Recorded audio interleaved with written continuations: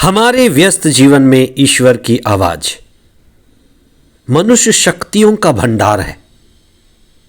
हम कई शक्तियों से भरे हुए हैं, लेकिन हमारे अंदर वे ही शक्तियां विकसित होती हैं जो या तो चुनौतियों से पनपती हैं, चुनौतियों से निखर कर आती हैं, या हम चेतनापूर्वक उनका चुनाव करते हैं। आगमन का समय चुनाव करने का समय है। आगमन का दूसरा रविवार 4 दिसंबर 2022। पहला पाठ नबी ईसायास का ग्रंथ अध्याय 11 पद संख्याएं 1 से 10 तक। दूसरा पाठ रोमियों के नाम संत पौलुस का पत्र अध्याय 15 पद संख्याएं 4 से 9 तक और संत मती का सुसमाचार अध्याय 3 पद संख्याएं 1 से 12 तक।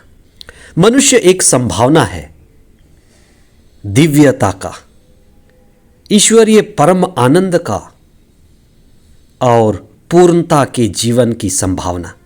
जैसे हर बीज में, हर छोटे पौधे में एक बड़े पेड़ या विशाल वृक्ष बनने की क्षमता है, वैसे ही हर मनुष्य के अंदर अपार आत्मिक और दैविक शक्ति है जो हमारे जीवन को परम लक्ष्य और परम उद्देश्य की ओर संचालित करता है।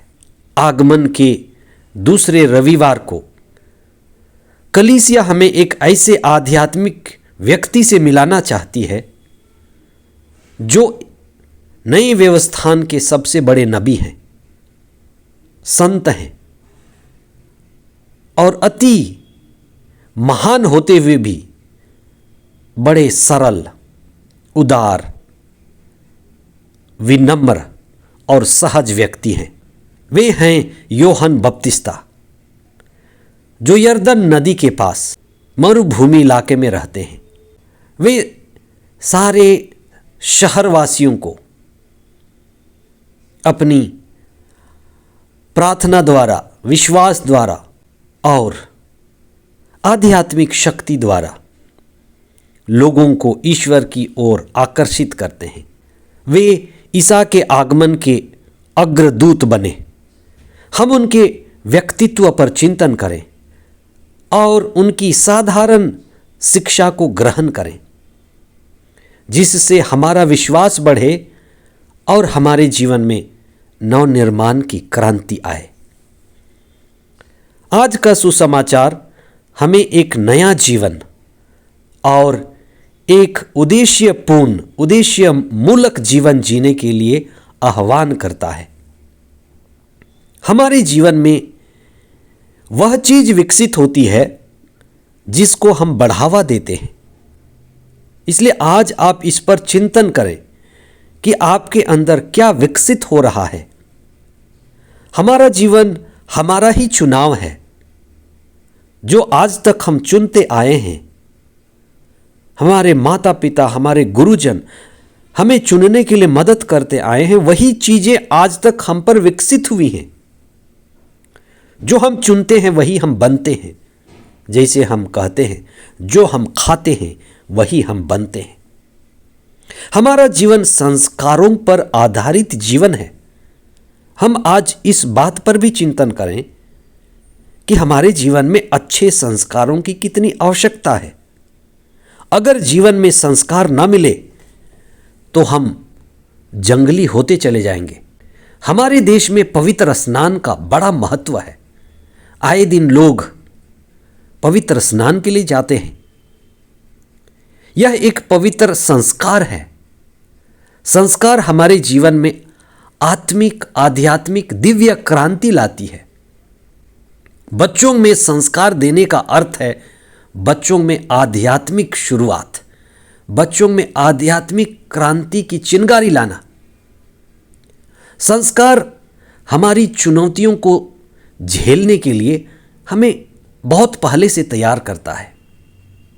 आज आप पाठ में सुनेंगे यूहन्ना बपतिस्ता के यरदन नदी में लोगों को बपतिस्मा देने की बात। आप इस पर चिंतन करें। नदी जो बहती है, बहावान है, वो इस संसार का प्रतीक है। नदी हमेशा गहराई में होती है। यूहन्ना बपतिस्ता गहरे में जाते हैं और उनको डुबा करके पुराना जीवन, पापमय जीवन, सांसारिक जीवन से डूब करके पवित्र आत्मा में नए जन्म या आत्मा में नए जन्म के लिए लोगों को तैयार करते हैं। ऐतिहासिक बपतिस्मा और उनका अति प्रभावशाली जीवन जो जनसाधारण के जीवन को ईश्वर की ओर खींचने वाली थी। वे आध्यात्मिक क्रांति के सूत्रधार थे। यूहन्ना बपतिस्ता का संस्कार जल शुद्धि का संस्कार था, जीवन शुद्धि का संस्कार था, शरीर शुद्धि और आत्मा शुद्धि का संस्कार था। ये लोगों के सोए हुए चेतना को जगाने के लिए और उनके विवेक को विकसित करने के लिए था। यूहन्ना बपतिस्ता जगाने वाले व्यक्ति थे और जो जागा है वही दूसरे को जगा सकता है। आप जागें और दूसरों को जगाएं। संस्कार का अर्थ है संस्कारो ही गुणांतरा धमुच्यते। तो बपतिस्मा का भी अर्थ हुआ बुरे बीज, बुरे पौधों को उखाड़ कर अच्छे बीज, अच्छे पौधों को रोपना। कलीसिया का ये काम है, माता पिता का ये काम है, धर्म माता पिता का ये काम है कि हम खुद के अंदर, परिवार में और जहाँ भी रहते हैं जंगली बीज को उखाड़ें, जंगली पौधों को उखाड़ें और ईश्वरीय दिव्य आत्मिक बीज और पौधों को लगाएं। आगमन का समय ऐसे ही करने का समय। आपके जीवन में कितनी ही शक्तियां छिपी हैं, विशेष करके आत्मिक शक्ति, हमें इस पर चिंतन करना है। हमारे भीतर वे ही शक्तियां पनपती हैं या विकसित होती हैं जिनका हम पोषण करते हैं। आगमन का समय आत्मिक शक्ति के प्रति चेतनशील होने का समय है। अपनी दिव्यता, अपनी आत्मा की शक्ति को विकसित करने का विशेष अवसर है। आइए हम इसका सदुपयोग करें, नहीं तो हमारे अंदर आत्मिक शक्ति जो सोई है सोई ही पड़ी रहेगी। हम गरीब ही जिएंगे, गरीब ही मर जाएंगे। चेतना में जीना, होश में जीना, आत्मा में जीना सबसे बड़ी अमीरी है।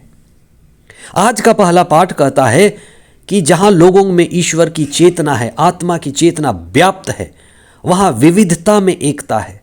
कई तरह के लोग, कई तरह के भाषा भाषी, अलग अलग प्रकृति के लोग एक साथ रह सकेंगे। अलग अलग धर्म, संप्रदाय सब एक साथ रह सकेंगे। हमें ईश्वर से जुड़ने और चेतना में संचालित होने की जरूरत है। दूसरा पाठ कहता है कि प्रभु में रहने वाले मेल मिलाप से रहेंगे, वे एक होंगे, क्षमा दे पाएंगे, आनंदित होंगे। आइए हम विशेष प्रार्थना करें।